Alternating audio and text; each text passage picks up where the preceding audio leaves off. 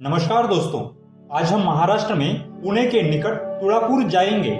मुगल बादशाह क्रूरकर्मा औरंगजेब ने महाराष्ट्र के दूसरे छत्रपति शिवाजी महाराज के सुपुत्र साहसी रणधुरंधर वीर छत्रपति संभाजी महाराज को धोखे से पकड़कर उनके शरीर को अनेक यातनाएं देकर यहीं तुळापुर में ही उनकी हत्या की थी। इतनी यातनाएं देने के बाद भी संभाजी राजे औरंगजेब के सामने जरा सा भी नहीं झुके थे। छत्रपति संभाजी महाराज जी ने स्वाभिमान, स्वराज्य और स्वधर्म के लिए अपने प्राणों का बलिदान दिया।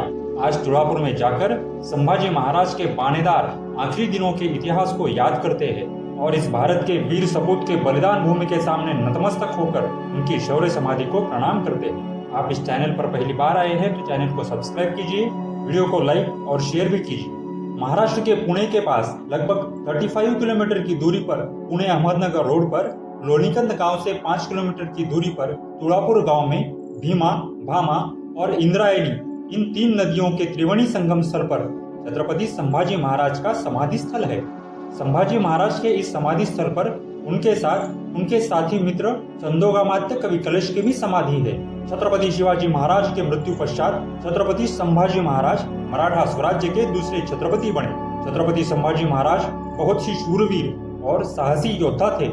उनका सामना मराठा स्वराज्य से लगभग 15 गुने बड़े मुगल साम्राज्य से हुआ। साथ ही गोवा के पोर्तुगीज और दक्षिण भारत के राजाओं और सुल्तानों को भी उन्होंने हराया। अपने 9 साल के कार्यकाल में संभाजी महाराज जी ने 120 युद्ध लड़े और उन सारे 120 युद्धों में उन्होंने विजय प्राप्त की।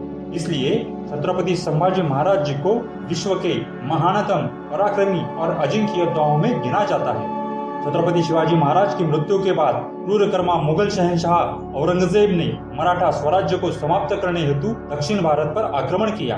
औरंगजेब का सामना रणधुरंधर वीर पराक्रमी छत्रपति संभाजी महाराज जी से हुआ। युद्ध करके मराठाओं को जीत नहीं सकते, यह समझ आने के बाद कपटी औरंगजेब ने छलकपट का सहारा लिया। औरंगजेब के सेनापति मुकर्रब खान ने छलकपट से कोंकण के संगमेश्वर में कवि कलश के साथ छत्रपति संभाजी महाराज जी को पकड़कर लोहे की जंजीरों में कैद कर लिया और औरंगजेब के आदेशानुसार यातनाएं देना शुरू कर दिया। यातनाओं का यह सिलसिला अगले 40 दिनों तक हर दिन और ज्यादा से ज्यादा सख्त होते चलता रहा। उस वक्त औरंगजेब अहमदनगर के पास बहादुरगढ़ पर अपने पूरे दरबार के साथ रह रहा था। कवि कलश और शंभूराजे को बहादुरगढ़ पर औरंगजेब के सामने पेश करने लाया गया।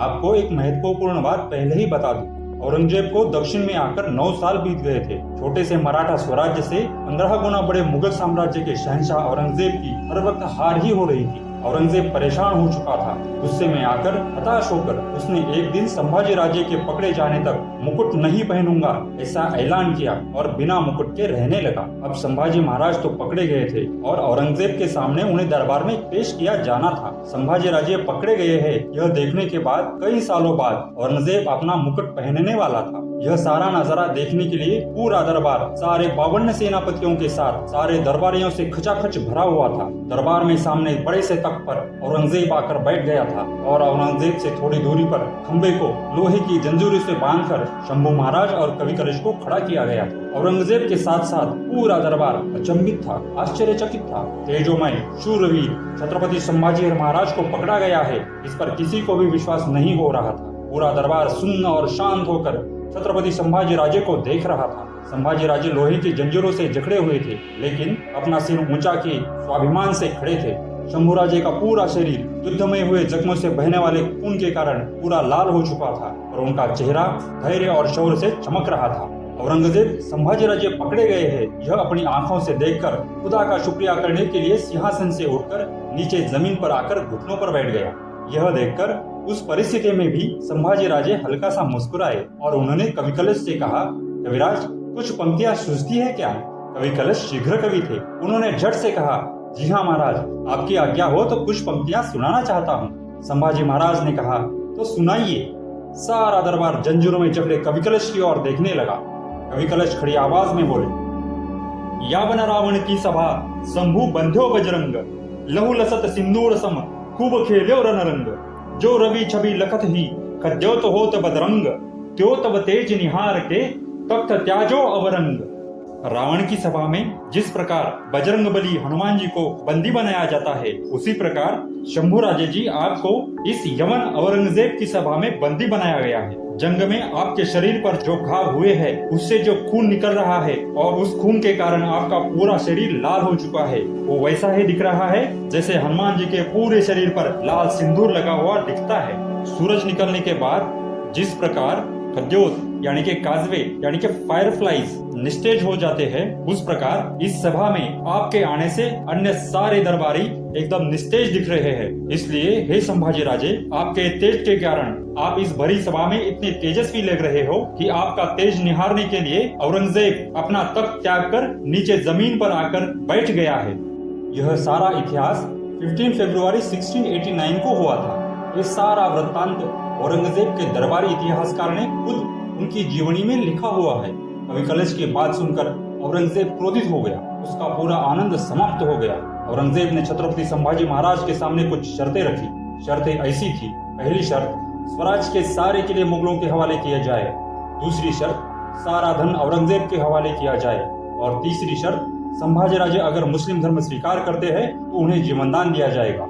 औरंगजेब क्रूर था, विश्वासघातकी था, उसने अपने पिता और भाइयों को भी मार दिया था। ये सारी बातें शंभुराजे भली भांति जानते थे। शंभुराजे ने कोई भी शर्त मानने से इनकार कर दिया। औरंगजेब क्रोध से तिलमिलाया। उसके बाद अब हर रोज एक नई सजा का फरमान निकलता था। सजा पहले कवि कलश को दी जाती थी और बाद में संभाजी महाराज को। यह सजा देने का सिलसिला लगातार 40 दिनों तक चलता रहा। औरंगजेब के आदेशानुसार कवि कलश और संभाजी राजे की लोहे की गर्म सलाखों से आंखें निकाली गई। छत्रपति महाराज को विदूषक यानी कि जोकर के कपड़े पहनकर गांव-गांव घुमाया गया। उनकी जीभ काट दी गई, एक एक करके नाखून उखाड़े गए, एक एक करके दांत उखाड़े गए, बाल उखाड़े गए, शरीर की खाल निकाली गई और उस पर नमक और मिर्ची का पानी फेंका गया ताकि ज्यादा से ज्यादा दर्द हो। महाराज को इतनी यातनाएं दी गई कि सुनने वाले की रूह कांप जाए। महाराज ने इतना सारा सहन किया, लेकिन क्रूर औरंगजेब की शर्तें नहीं मानी। आखिर में औरंगजेब शंभुराजे के सामने हार गया। उसने संभाजी महाराज की मौत का फरमान निकाला।